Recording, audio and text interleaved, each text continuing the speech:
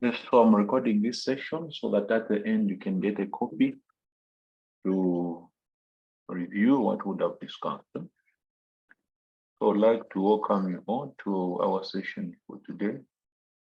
And our business for today is interest rate risk management. We know that on the advanced financial management paper, from time to time, we are going to get one question on financial risk. Okay. So normally we get a question on financial risk.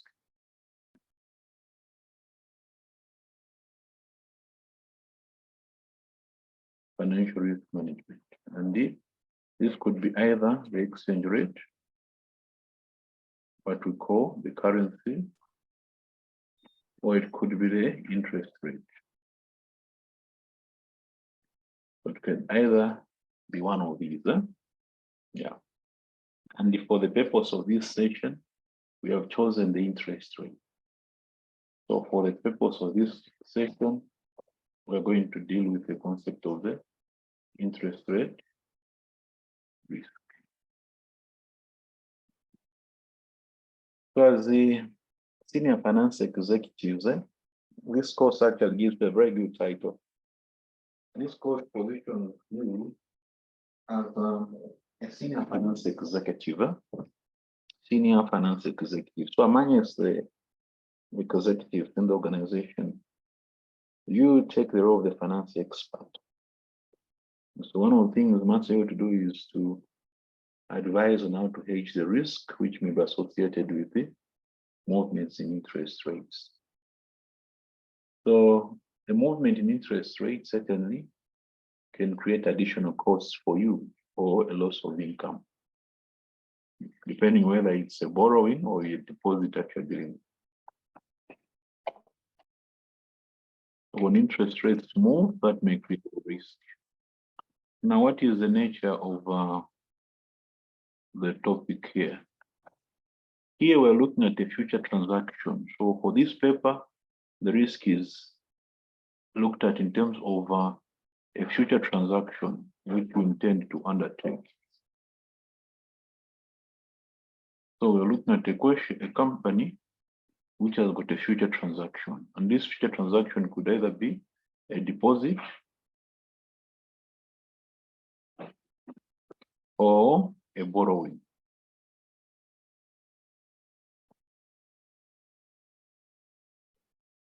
So it's either you intend to deposit some money or intend to borrow some money at some future date. And what you foresee is that at the point at which you're going to transact here, the interest rate could either go up or down. So how do you hedge this future transaction? That's what AFM deals with.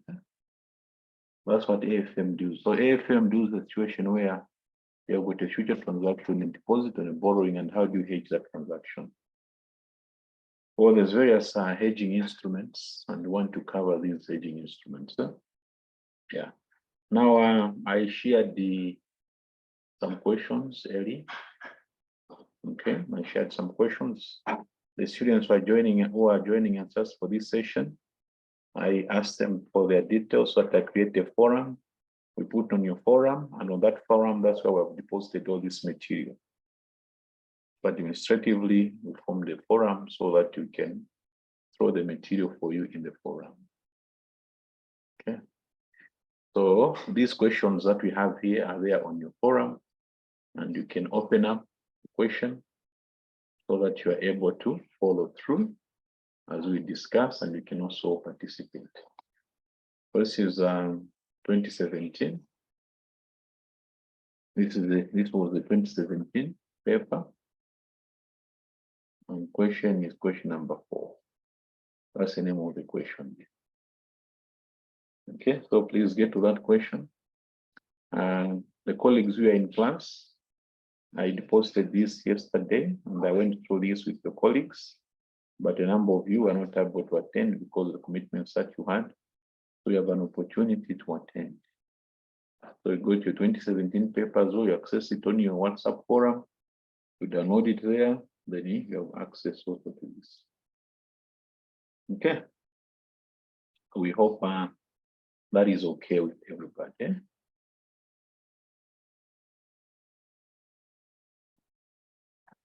Is that okay with everybody? So I take it that you have read through question number 4. And we go straight now into the question. Okay. So I'll use my spreadsheet as I take you through this question. Which document will also be shared later.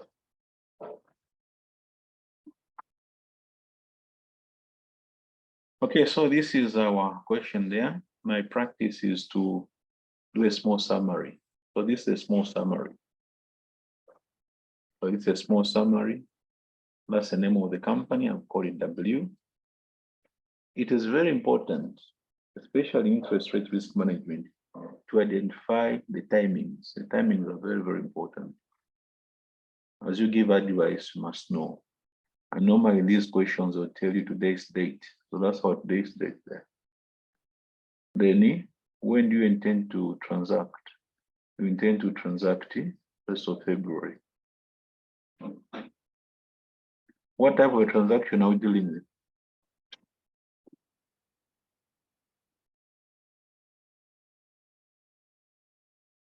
What type of transaction are we dealing with?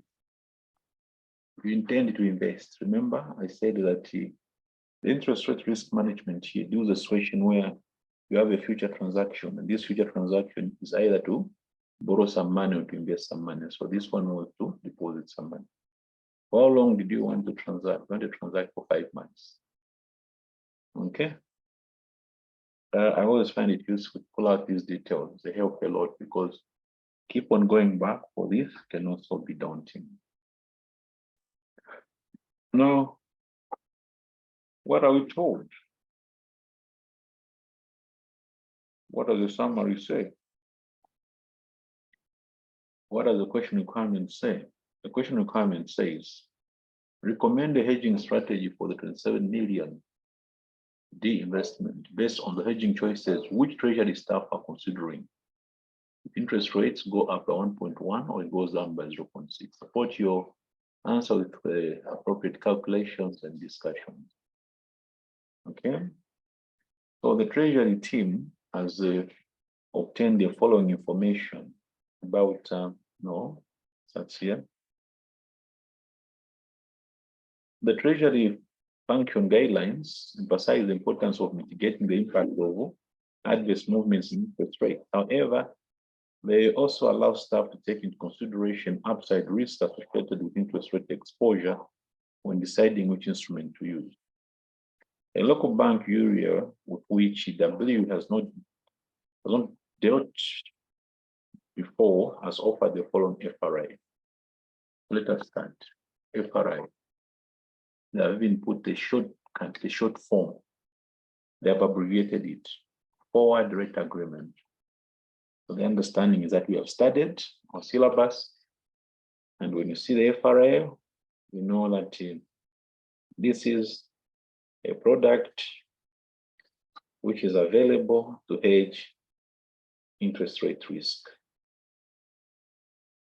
The forward rate agreement is an agreement which is offered by the banks. Okay, it's an over-the-counter product. Okay, which is tailored to you. So this product is tailored to you. Okay, in terms of the time frame and the amount. The time frame and the amount. So a forward rate agreement is an over-the-counter product which you get at the bank, where the bank offers you an interest rate on a notional amount. The bank offers you a rate on a notional amount. Now we need to know how to read this. So once you find an FRA, you need to know how to read this. You should read that and read that so that you can use it for hedging. So let us read that. 4 to 9 This is an FRA for somebody who wants to transact 4 months from now. So this designates or shows the timing on your transaction. So this is available to those who have a transaction. And the transaction that they have is in 4 months' time.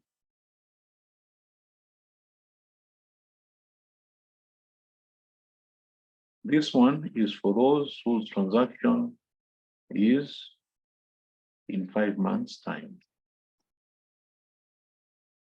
What of the difference? The difference signifies the duration of the transaction. So the difference here, 5 months here, shows that you want to deposit money for 5 months. Here again is 5 months. So you need to choose now. Which one do you go for? We want to transact in 4 months' time. So this one is the one which is appropriate for us. What's the meaning? It means that you have been offered a rate of 5.02. This is the benchmark rate. Remember, interest rates, we want to talk about the benchmark rate. So you have been offered the benchmark rate of 5.02. So whether the interest rates, the benchmark rates, or normally we call it a base rate. So if a base rate, and one of the common base rates is the LIBOR, if it either goes up or down, you're not affected, you still remain at 5.02. So now let's look at one of the best ways to structure answers in the exam. If you're doing a spreadsheet, let's look at one of the best ways to structure your answers. So you go. So the summary is here and the instrument is right on top there. So one way in which you can structure your answer is to do some small steps. Which FRA? You answer here 4-9 and you fix at 5.02. So this step-by-step method, you can make your work more organized. You can make your work more organized. I like it. You know, the pressure that you have when you're doing a computer-based exam is you're dealing with a computer. That in itself brings anxiety. Okay, so there's a possibility that your work can be all over the worksheets. All right. But if you have a standard approach, a very standardized approach, that can help you very, very much. Now, some of you work as management consultants, and that's what you do. What a management consultant does is he just standardizes his approach, develops a model, and each time he has an assignment, he uses a template or the approach that he has developed based on his experience. That can help you a lot in AFM. Now, one of the advantages to me of using a computer is that once I do a format like this, should I come across another question in the future, just cut and paste the same format and slot in the figures, and it's so fast. When we're doing a paper-based exam, as tutors, we're using whiteboards. Every time we do a question very nice, what do you do? We rub it off, we erase it.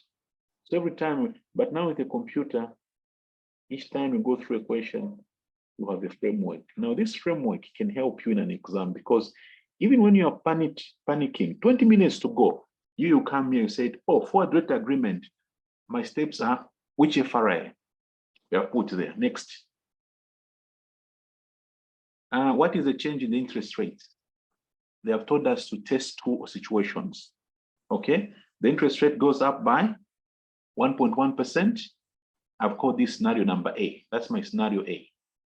Okay, that's my scenario A. Scenario B, the interest rates go down by 0.6%. So this is a change in interest rates. So that's my step number 2. The current rate, then they change up by 1.1, dropped by 0.6. So this is the new base rate now. New base rate. So the base rate has gone up. One situation, base rate has gone down. Step number 3, what is the hedge outcome? Now, like this, the marker will find your work very easy, very, very easy to mark. What is the hedge outcome? Okay, the FRI were fixed in the book. Whatever happens, we're fixed at 5.02. So when the new base rate now is got 5.3, what happens? Remember, this is a what? It's a receipt. It's a receipt.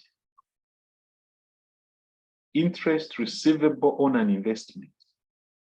This is interest receivable on an investment. So it's very important that you don't confuse yourself. You need to realize that I'm dealing with what? With an investment. So when interest rates go up like this, what does it mean? You have already undertaken to receive interest at 5.02. So you need to pay to the bank. You need to reimburse the bank the difference.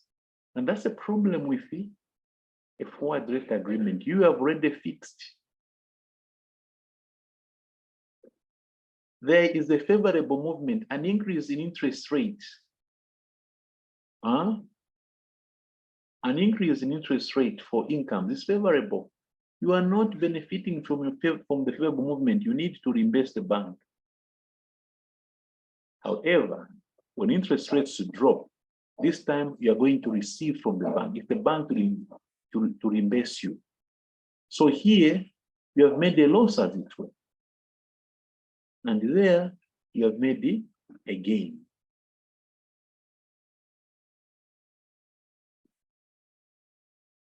Is that okay?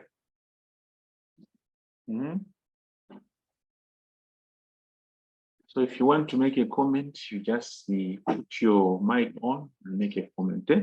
So I'll say this is a loss to our company. This is a profit to our company, or a gain. I call it a gain. So the marker will be able to see, oh, this is the outcome on this hedge. Then step number 3. So what's the net position? Because you want to show the net position. Now let me mention something that I must also indicate.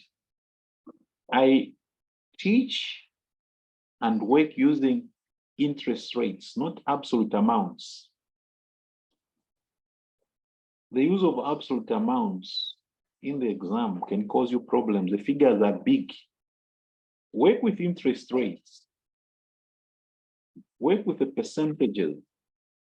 Maybe I use that expression. Work with percentages. It's faster, it's easy, and it's 100% acceptable. You just apply this on whatever figures you're looking for. So the net position is, we now go and invest. When we invest, the rates have gone to 5.3, 3.6. Then there's an adjustment factor, the 30 basis points. So we invest at 30 basis points. The central bank rate minus 30 basis points, or 0.3%. Then we bring in the results from the hedge. There we made a loss because this is an interest receivable. We are knocking off the loss. That's a profit. We are adding it. So whether interest rates go up or down, using the forward rate agreements, you are fixed at 4.72. Now, if the examiner says, give me the absolute amount, all you do is apply the 4.72% on the principal amount, and remember to multiply by, or to scale it down. Apportion it. We are only investing for 5 months. 4.72 is an annual rate. So you apply 5 over 12. So this is the interest receivable, whatever happens. Under which method? The forward rate agreement.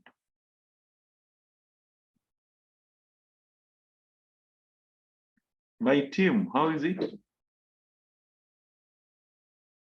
How is it? Let's be talking. Lombe, how are you doing, my man? Yes, sir. How are you doing, Lombe? No, I'm trying step by step. Yeah. So use this framework. Eh? All of you are consultants. Use the framework. If you want to reinvent the wheel every time as a consultant, you want to be efficient. Efficient consultants. I remember my days of management consulting. You have frameworks or models. So use the model. Even when it's at short notice, you can save the client. The client will just, this firm has already finished the assignment. Well, because we had out of experience, we built up frameworks or models. Huh? So that is the one we can share for a forward rate agreement. Okay. I'll share these worksheets with you. Don't panic a lot. Let's go to the next one. The interesting instrument. Futures. Interest rate futures.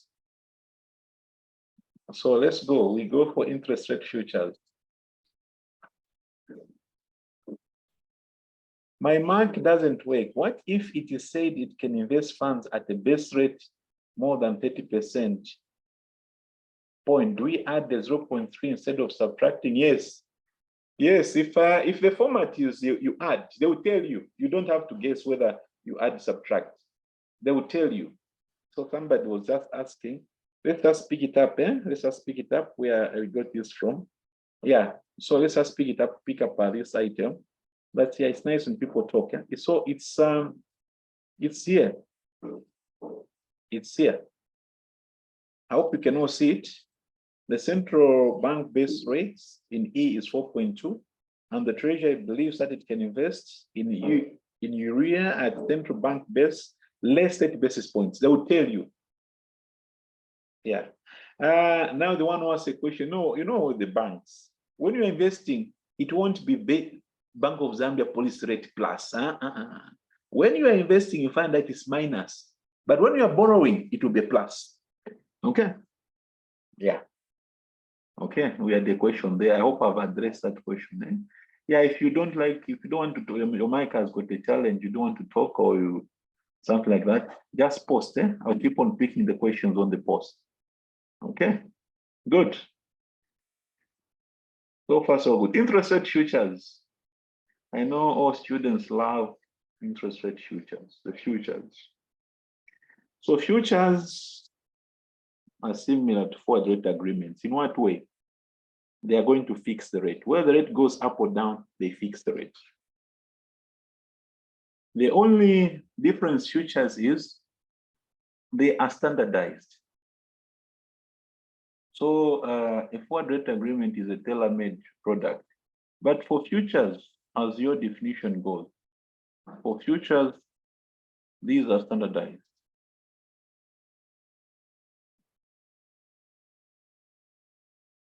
Standardized in terms of the amounts and also in terms of dates. Okay, so these are standardized. So the 3-month D futures, the standard contract size or amount is 500,000. And normally that's what they are, is 500. And in terms of duration, they expire every 3 months. The prices are quoted in basis points at the 100 minus the annual yield. The method I use, we don't go by the absolute amounts, we go by percentages. So we convert these into percentages. So we've got futures that are expiring end of December, end of March, and end of June. So you convert this into interest rates. Okay, express this. Now, there's no need for us to convert everything. We need to choose which futures we're going to use. So there's December, there's March, there's June. So here's a marker he's marking now. He wants to see, do you know the dates, which date to choose? How do we choose the dates? Somebody can just put up a mic and tell us how we choose the date. We go for December, March, or June. How do you choose the date? What is We'll the go for March because we are told that the transaction date should be, it is October, the nearest will be March after maturity. I want to ask the transaction date. When do you intend to invest again? Tell me. That's a clue. The transaction date is what guides. Just help me. What's the transaction date? Hello, the Transaction date is February. Yeah, good. So the clue is? So you go for the date that is after the transaction date. Good. So the clue to the question. Remember now I am marking your work. So what I'm marking for in futures is one, I want to see the date you have chosen so that I can give you a mark. So the clue is you check the transaction date. Okay, in this case, somebody has told us that our transaction date is 1st of February. So the first futures to expire, after 1st February are the March futures. Okay. Is that okay, my team?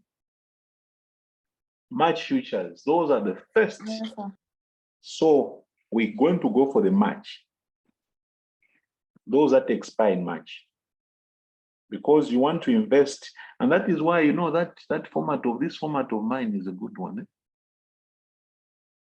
This format of mine. There's one student who passed, so I was giving a testimony. He says, Mr. Peter has got these formats of his. When you put your numbers in the format, they just come on their own. That's not true.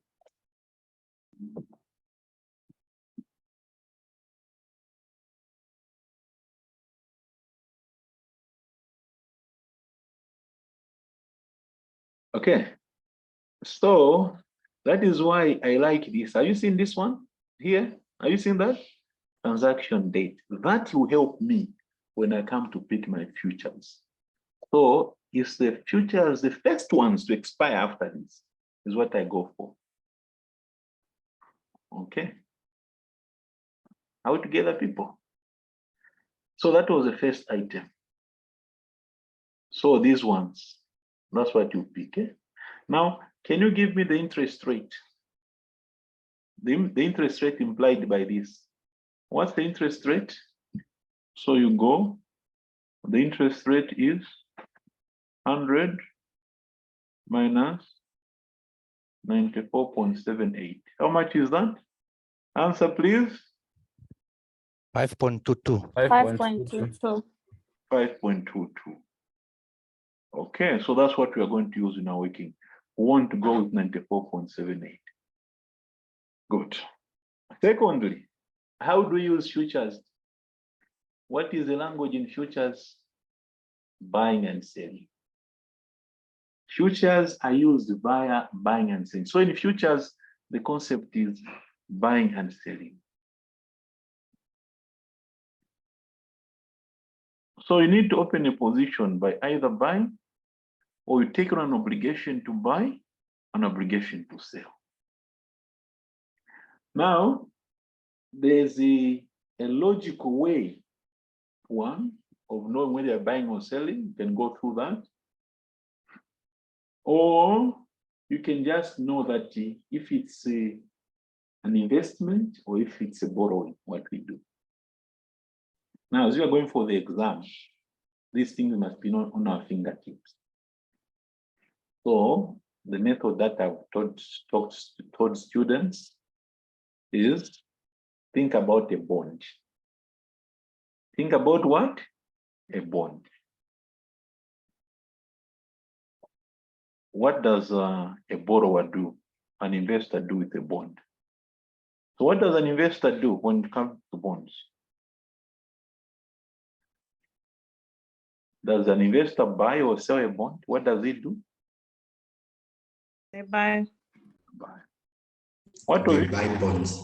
What of if a borrower? They sell bonds. That is the clue.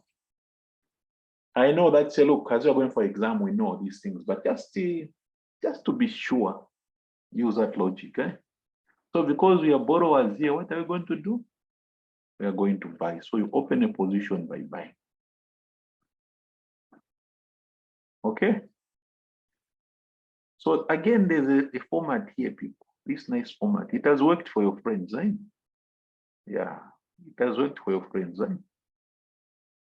In the past 30 years that I've taught on the SCCA programs, it has worked for your friend. It also works for you. The framework. Interest rate futures. Step number 1, just buy and sell. What is the date? What's the number of contracts? The marker will just find these items. If you want to summarize them with a sentence afterwards, you can summarize them with a sentence. But once you put your framework like that, you just tell them that you buy futures, you buy March futures. How many? 90. How do I arrive at the 90? To find the number of contracts,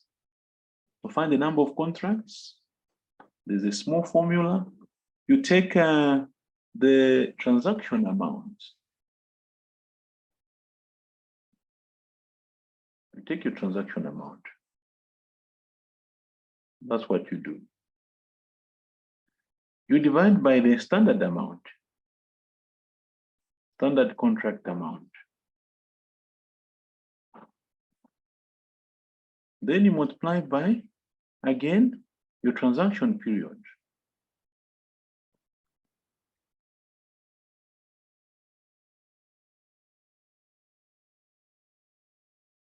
Divided by the standard contract period.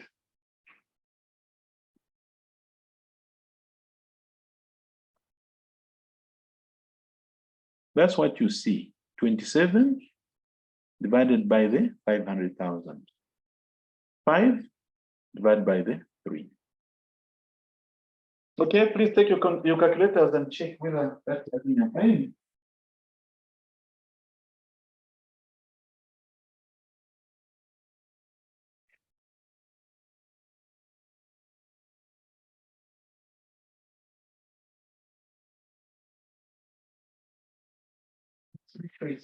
Joseph, is it adding? 90 confirmed. Excellent. 90, that's correct. 90. Okay, so this, what is the advice? The advice we're giving is that we advance our. So what advice are we giving?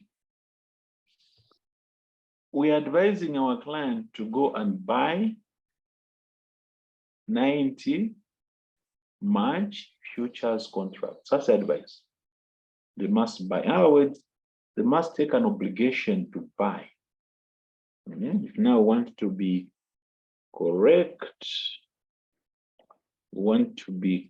in terms of the logic is that you must take an obligation to buy 90 March contracts. So that obligation is on you and it's going to expire end of March. It's an obligation, you can't run away. You must actually fulfill that obligation. You must fulfill that obligation. Okay? The next part of your advice. Let's look at the next part of the advice. The next part of the advice for you is you need to advise us what are the closing rates for selling. So we open by buying, so we're going to close by selling. But what are the rates? A major part of interest rate risk management questions, the major part is estimating these two rates. If you're able to estimate these two rates, then these questions are no brainer at all. Now, for you to estimate this, you use the basis approach. You use the basis approach. That's what you do. You use the basis approach. The basis approach, again, another framework. Please, for lack of a better term, if you want, just memorize this little format here. It's got 3 segments. Segment number 1, today. That's today. Segment number 2, here, transaction date.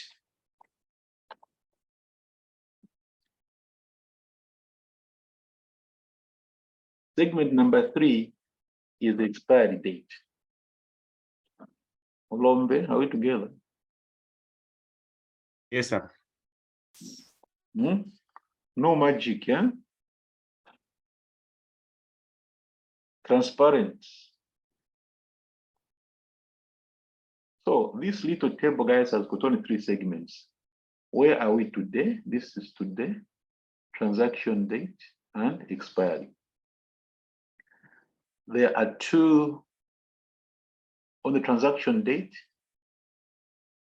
1, the interest rates has gone up.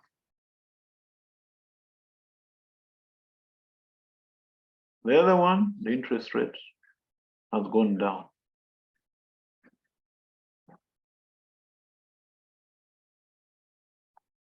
There are 2. Arrange it like that. Then in the investment markets, what is the rate today? 4.2. I'm sure I remember the 4.2. Eh? There, interest went up 1.1. There, it went down. Now, I'll remove this because that's what we want to calculate. I want us to calculate together. What do we call the difference between the rate in the investment market and the futures market? What do we call this difference? Somebody help us. Basis. Basis. That's Basis.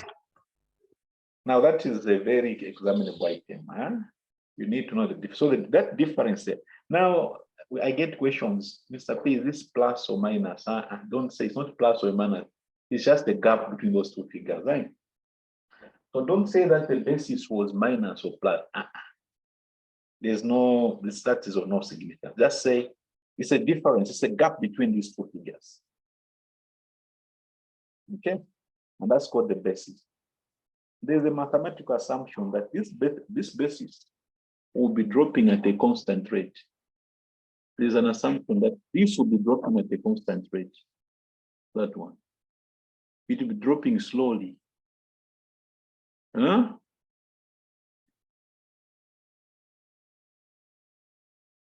On the expiry date, so today we are here. On the expiry date, that will become a 0. How long is it from there to there? Now you see the best way of counting the number of months is to use your fingers. And years back, I used to invigilate the exams when they were paper-based. When you see students are using fingers trying to figure out, they know, there must be a question on what? On futures or on options. Now they're trying to figure out the number of months. And that's the best. Otherwise, if you make a mistake on the number of months there, then we are going to apportion or correlate wrongly.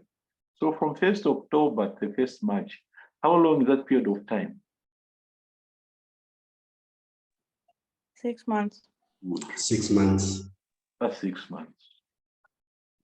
So over 6 months, this will be dropping at a constant rate. Now, some of you say, wait a minute, is it reasonable to say that the drop will be at a constant rate? I'm sure some of you are already asking that question. Is it reasonable? The answer is no, it's not reasonable. And that assumption that it will drop at a constant rate is what causes what we call what?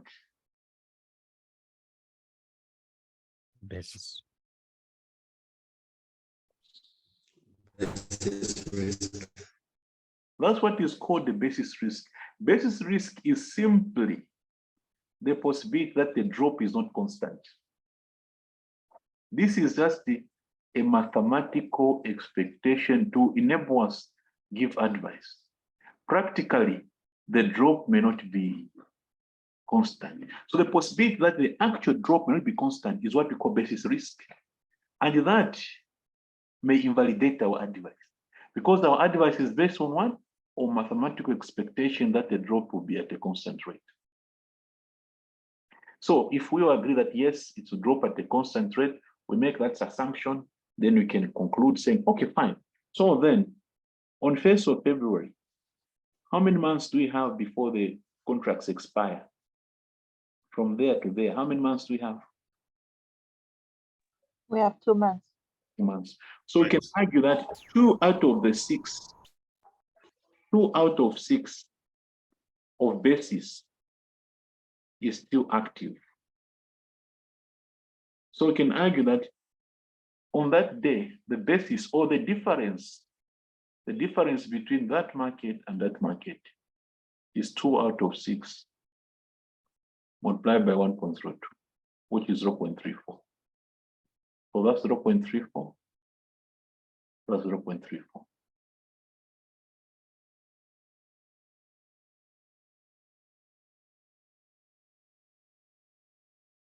So the difference between that and that is 0.34. Now, this is where I get a question. So this is going to be calculated as a one. Accountants are very good at that. Balancing figure. Accountants are very good at balancing figure or missing figure.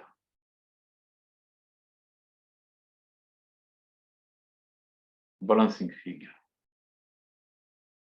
Now, I get the question, do you add or do you subtract? The answer is just look at. Whether you add or subtract depends on what you start with. Look at this. That is more than that. By what? So again, you are saying this is more than that. By what? 0.34. Altogether, this value should be more than that by 0.34. So you simply add this to that. You add this to that. That's how we find the closing value. My team, are we okay? Yes, sir. Yes, sir. Yes, sir.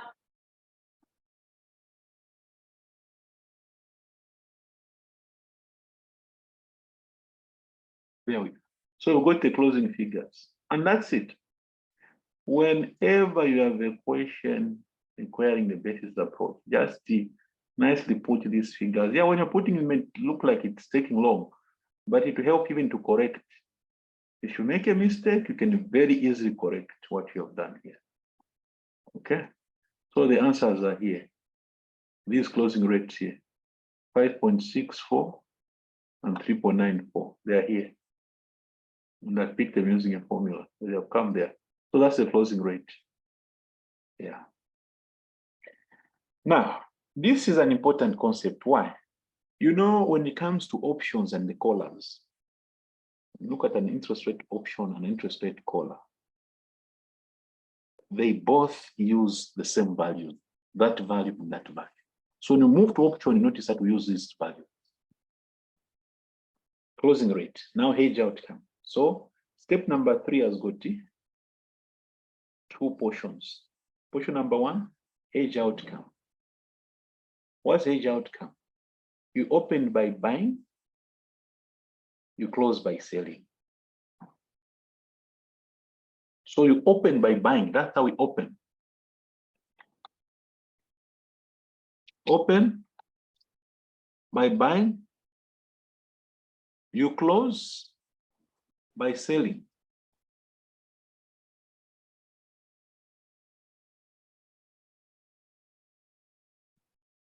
When you buy a bond, are you going to be paying interest or receiving interest? Receiving interest. When you sell a bond, are you going to be paying interest or receiving interest? It's you will be paying the investors. So I put this for you to remember. So you are receiving that, you are receiving that. You are paying that, you are paying that. So you can see here, so that's a minus there. That's a minus. You are paying.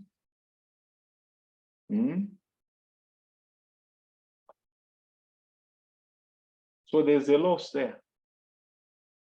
What of here? Huh? There's a profit there.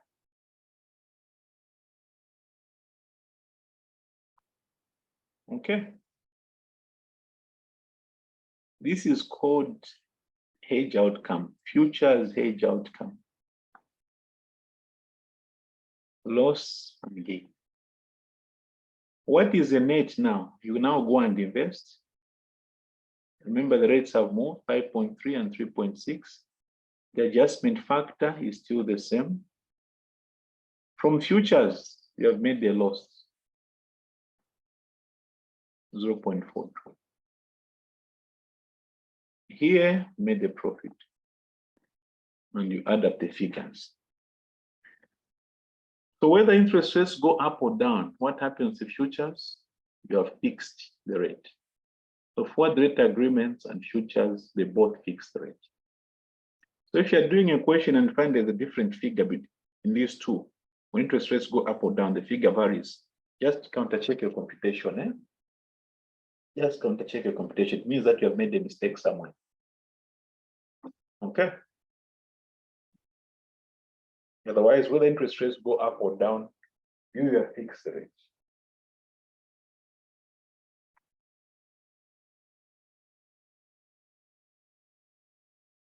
Are we okay, people? Good people?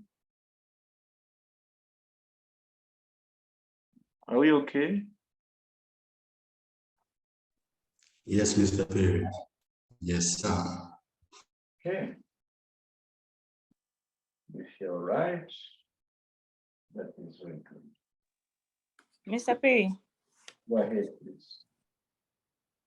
I wanted clarity on step number 3 on the outcome, where we get to, in this case, we were buying March futures. So does this mean that we always start with what we are buying and closing with what we are selling in the instance where we are buying? Like this same question that we're dealing with. Which step? Take me to step. The screen is here, madam. Take me to the step. Which step is? Okay, this is step number 1, or step number 3.1. 3.1, okay. Which is the hedge outcome. Yeah. Yes. So my question is, in an event where it was the opposite, where we were not doing a deposit, but we were not investing, but let's say borrowing, and then meaning we had to start by selling futures and then closing by buying. That's true. So do we always start with our step number 1 when it comes to finding the difference on the outcome? We always start with step number? The step number 1. Okay, let me give an example of the question that we're actually looking at. We are buying March futures.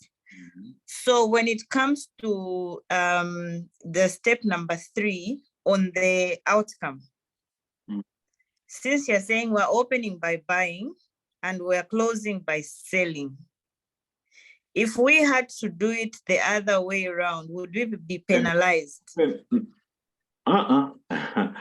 You know, no, but logically, first of all, you do what? You open by buying and close by selling. Forget about what's happening, first of all. Let's just go by logic. Logic, you must first of all and close. Unless you say you want to start by closing, then open. Okay. So logically, you always state by open. What does that opening mean? So here, opening involves buying. In a payment or a borrowing, opening will mean selling. So still selling and closing, but that what will here is what there may be a change, but still be opening and closing. So that is why in my framework I've added these two words, that you open and you close. In this case, the opening means buying. There it means okay. Selling. Okay, thank you. All right, Mama, thank you very much for your question. We appreciate the questions. Let's come to the net. So the net position is here now, and we are done. If you want an offset figure, it's there. Now, I always tell people that, you see, once you know your futures, then options are not a problem. What is the reason for that? The reason is simple. These are options on futures. So you're simply getting an option on the future, meaning that there are two positions. Somebody say, me, I will go straight into futures. I don't want it. Somebody say, no, me, I don't want to go into certain futures. I'll get an option on the future so that at the end, I can decide whether to actually use the futures or not. So options on the futures give you a right on the futures. It gives you a right. So you decide. I mean, like here, there was no decision to make. It was a must we had to close, you know. On the futures, it was a must we had to close. But here, we have a right. We decide. So then, how do we set up our hedge? The options here, because the option futures, this is basically if you want their futures, 500. Option premiums are in annual percentages. So let's break down the table. Now, this is the traded option. You've got the calls, you've got the puts, you've got the strike price or the rate. Again, I convert these into interest rate. So 100 minus 94.25, what is the rate here? What is the rate there?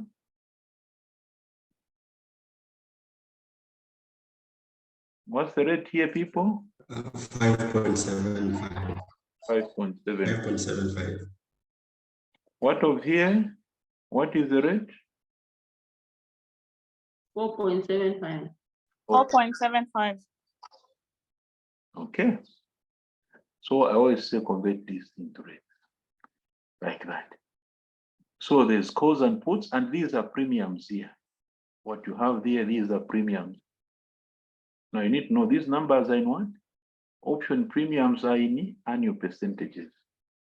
So these are annual percentages. So this is 0.417%. This is 0.078%. So these are percentages.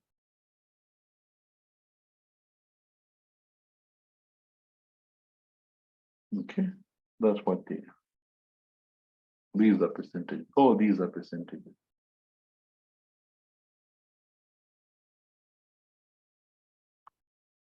Okay. Good. Let's move on now. So then we need to give advice. Again, there's a framework here. There's a framework. Step number 1. You go for a put or a call. Now, if you got it right, on the futures, this is a walkover. And I'll talk about the challenge that this has presented in the exams. I'll talk about the challenge that this has presented in the exam. Put a call, you want a right to buy futures. It's a right to buy futures that you want. So you need the right to buy. So the right to buy is a call option. Expiry date, there are a number of dates, December, March, and June. Again, want those options that expire after a transaction date, which is March. Number of contracts is the same on the futures. So you are getting an option on the future. Which future? You're getting an option on the March futures. You're getting an option on the March futures. Which ones are these? It's these futures here, the March futures. You're getting an option on the March future. So you have got an option on this March future. That's what it means. Huh? Yeah. So you come here, and there are 2 options. One is at 5.75, 4.75. Okay. Yeah. If you want the right to borrow at 5.75, this is a premium. If you want the right to borrow at a better rate of 4.7, sorry, not to borrow, investing. Just pardon me, it's investing. If you want to invest at 5.75, you pay a higher rate. You see the logic, eh? The premium is much higher. If you want to invest at 4.75, the premium is low. Have you seen the logic? This is a right to do what? To invest. So you can either invest at 5.75 or 4.75. The closing rates, people, you already have these. It's those futures. The closing rate is here. Okay. Now, some of you have a question, Mr. Pitt. So if the question had said demonstrate using an option, they didn't mention the futures. So it means that we are going to redo some of the things we've done on futures. The answer is yes. What things are you going to redo? What things are you going to redo if the question had said, use options trade? This one. Number of contracts. But more significantly, here. Now you see, the way we have moved, so when the question asks you to do futures and options, it's much easier. The question is much easier. You run through options quickly. But if the question says go straight into options, a bit of a challenge, because our mind flows from futures, because these are options on futures. Now, if the question even skips everything and say, go to a collar trade, now that can be a challenge. Yeah? If the question says, go to a collar trade, you may have to take a piece of paper somewhere in the exam and try to scratch certain things down so that your mind is clear from futures, options, and the collar.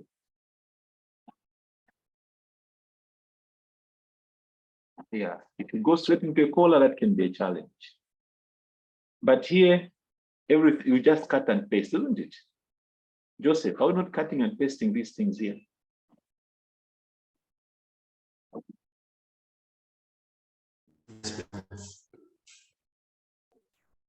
Step number 3, 2 step, 2 outcome, hedge outcome. Which hedge is the options hedge? So let's talk about the outcome A, remember, and the B. There are 2 scenarios. Remember our 2 scenarios? Interest rates go up, interest rates go down. These are the 2 scenarios. Now, the closing rates, when interest rates go up, these are the closing rates. Go down, these are closing rates. But now you have got 2 exercise rates, 5.75, 4.75. Now, let's answer the question. You have a right to invest. Let me do this. You have a right to invest.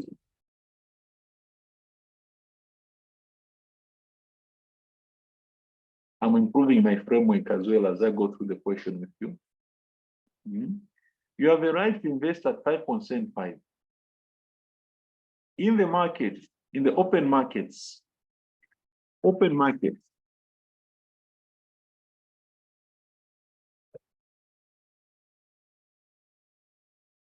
open markets, 5.64. Are you going to use your right? Yes. What of here? Are you going to use this right? No. What of here? Are you going to use the right? Yes. Are you going to use the right? Yes. So we have seen that here, use your option. It's a right. You compare your exercise rate with the closing rates. Once you exercise, you make a profit. These are profit. These are profits. Then you come to the net outcome. You go to the markets now, the base rate has moved, the adjustment rate. From the options, we've got these profits, which we put here. And then you don't forget the premium. The premium of 5.75 is there. You don't forget your premium, the premium. For this rate, the premium was that. For that rate, the premium was it. So these were the premium. And finally, you got effective investment rate. So if you choose 5.75 and the interest rates go up, that's the outcome. If you choose 4.75 and the rates go up, this is the outcome. If rates go down, the rates go down.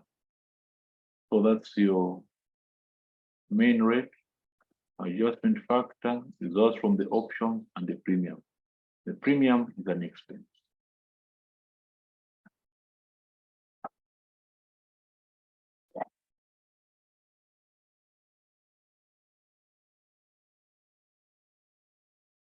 Let's discuss now. How has it gone so far?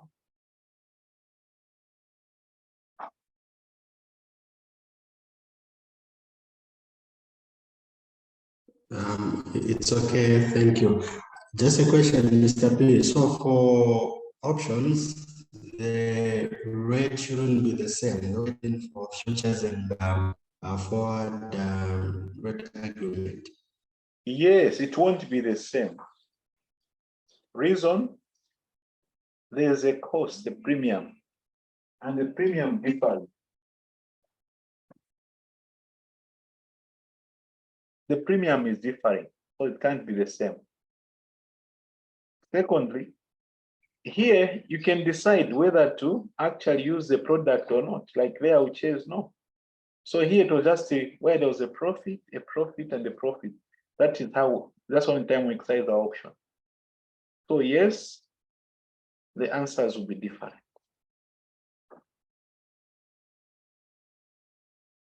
Okay. Okay, thank you so much. So that was our question number 1. Mr. Piri,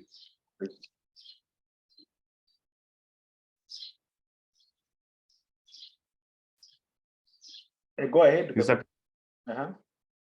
May you just go to the basis approved, where we are finding the future market, the basis points. Okay, fine. I'll go there. Let me just respond to the question. If it's a put option, is a premium added or we still deduct? A premium is a cost. Remember, a premium is an expense. So that's the logic. So when it comes here, the premium is an expense. So because this is interest receivable, we subtracted. If it was interest payable, we would have added. The premium is always an expense. So if you are dealing with the interest payable, you add. Interest receivable, you subtract. I hope that is okay. Lombe has asked for us to go back to here. Yes, Lombe? I'm here. Yes, Mr. P. I don't know where you are finding 5.3 and the 3.6. I think I missed. Investment markets. Scenario Okay. A. What has happened to the interest rates, Lombe? What has happened to interest rates? Here, Lombe. Interest rates here. Remember, current, they are at 4.2, 4.2. Scenario A. There was an increase. So that's a 5.3 and a 3.6. Okay, thank you. Good. Any more questions before we close this one? Okay, so let's we close now. We take a 5 minutes break. 10:25. We're going to the second question. Is that fair?